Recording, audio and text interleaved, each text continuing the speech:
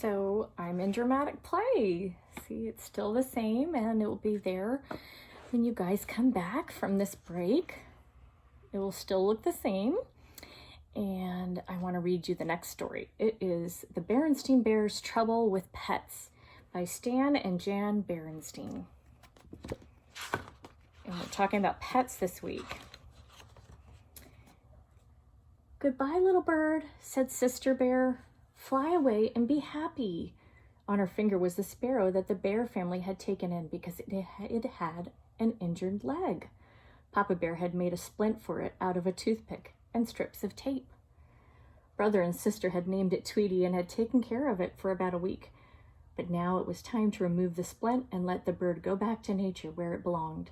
It hopped onto a twig, then took wing. Before you could say Tweety, it was out of sight.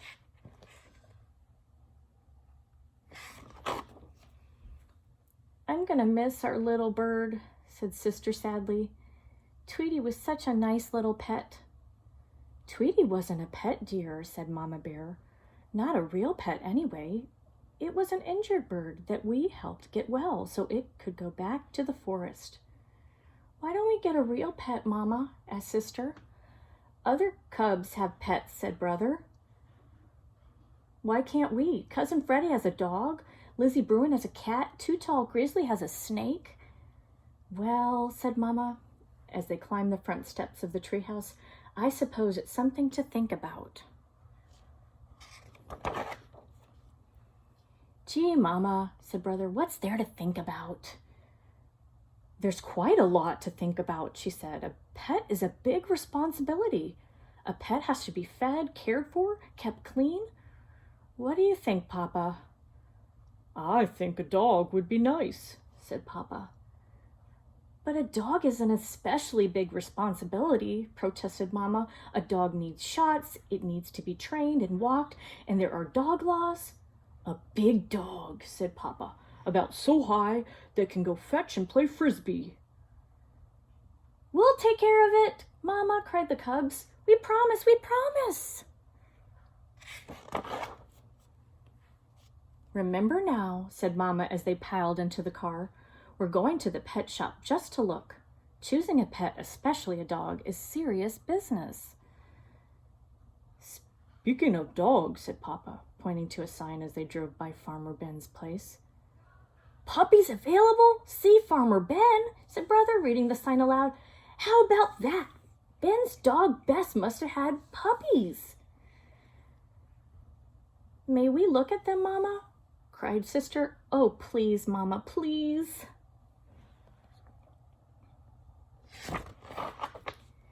Before Mama could answer, Papa said, "No harm in looking," and pulled into Farmer Ben's driveway.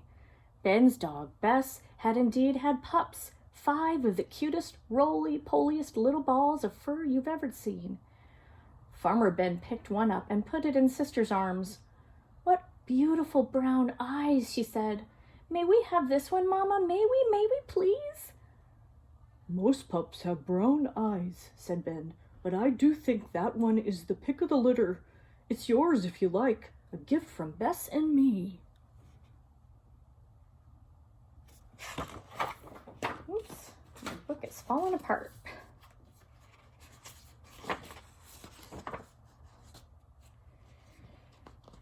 "Goodness," said Mama, "that's very generous of you, Ben. I really don't know what to say." "Yes, say yes," shouted the cubs, jumping up and down. "It certainly is a cute little thing," she said. "All right then, yes." Brother and Sister were overjoyed. Thank you, Farmer Ben," they shouted. Then after they had calmed down a bit, Brother said, "Our pup's gonna need a name. How about King or Prince or maybe Duke?"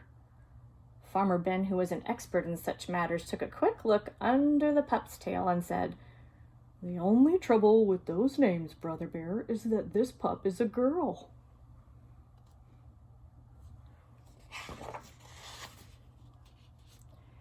Of course, they couldn't take their new pet home with them. It would need its mother's milk for a couple more weeks. But there was plenty of puppy talk as they headed home. Talk about names, talk about where the puppy would sleep, and talk about who would care for it. "Remember now," said Mama, "you've promised to take care of the new pup, to feed and water it, and to clean up after it when it has accidents." "What kind of accidents?" said Sister. "We'll discuss that later," Mama said. Brother and sister couldn't believe how lucky they'd been, a new puppy for their very own. That night, before falling asleep, they thought about some of the wonderful things they would do with their new pet. Sister thought about dressing it in doll's clothes and pushing it in her doll carriage. She thought about introducing it to her stuffed toys. Perhaps they would have a tea party. Brother's thoughts were quite different. He thought about winning the blue ribbon at the Bear Country Dog Show. He thought how fine it would be to shout "mush" as his great dog pulled him through the deep snow. But of course, a puppy isn't a toy to be dressed in doll's clothes. It's a living creature with a mind and nature of its own. It would be a long time before the pup could compete for blue ribbons. It would be an even longer time before it could pull anything through the snow. There was no question about it. Brother and sister had a lot to learn about puppies, so Mama and Papa decided that a trip to the library was in order. They took out a book called Puppy Care. When the big day came, the Bear family had a puppy care plan all worked out. First, they stopped off at the police station to get her registered. "What's this little lady's name?" asked Officer Marguerite. The pup would need a license with her name and address on it in case she got lost, but brother and sister still hadn't agreed on a name. What to do? "It seems to me that Officer Marguerite just named our pup," said Mama.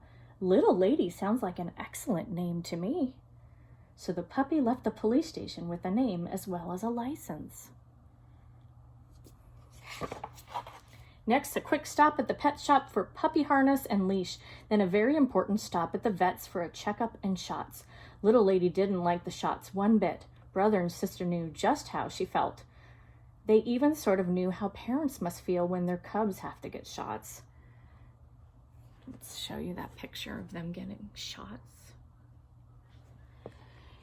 Now, I didn't show you the shot. See, the vet has the shot. Now it was time to introduce Little Lady to her new home. The bears had already gotten food for her and had made a puppy box out of a cardboard carton and an old blanket. They had placed the box in the kitchen where it was nice and warm. With the door closed, of course, puppies tend to get into mischief, and there wasn't much harm she could do in the kitchen. Little Lady sniffed all around the kitchen, then curled up in her box and went to sleep. If you have a puppy stuffed animal, you could make a little bed for your stuffed animal out of a cardboard box and a blanket. Wouldn't that be an idea? At first, the cubs argued about whose turn it was to feed, water, and walk the pup. "It's my turn. No, it's my turn." But after a while, they began to argue about whose turn it wasn't. "It's your turn. I clean up after the last accident." "No, it's your turn. I clean up after the last accident." Mama solved the problem by posting a puppy care schedule on the wall.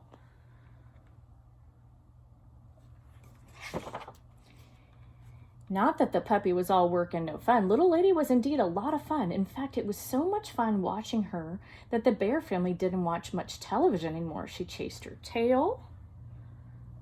She did somersaults. She fought her rubber dog bone. And she got into the strangest positions. Also, of course, she grew. She grew so much that the Bear family started calling her Lady instead of Little Lady. And like all puppies, she loved to chew. Look, she's getting bigger. She grew just like you grow. Then one day, somebody forgot to close the kitchen door while the family went shopping. When they got back, they found that Lady had chewed up half the living room. Oh no. The chair is ripped, the lamp is tipped over, the plant's knocked over, teddy bear ripped, vase broken, curtains chewed. The time had come for Lady to have her own house out in the yard. Papa built a fine, sturdy dog house. Then he chicken wired the fence to keep her safely in the yard. Lady loved her house. She was even more fun in the yard than she was in the house. She chased leaves in the fall, snowflakes in the winter, cherry blossoms in the spring, and butterflies in the summer. And as the years went by, Lady became more than a pet. she became another member of the family to love and enjoy. And if you remember, we have some stuffed animals inside of the classroom that are doggies. Remember these doggies? And here's another one that everybody was fighting over with the sparkly collar. His name is Henry. And we also had some other pets like the cats.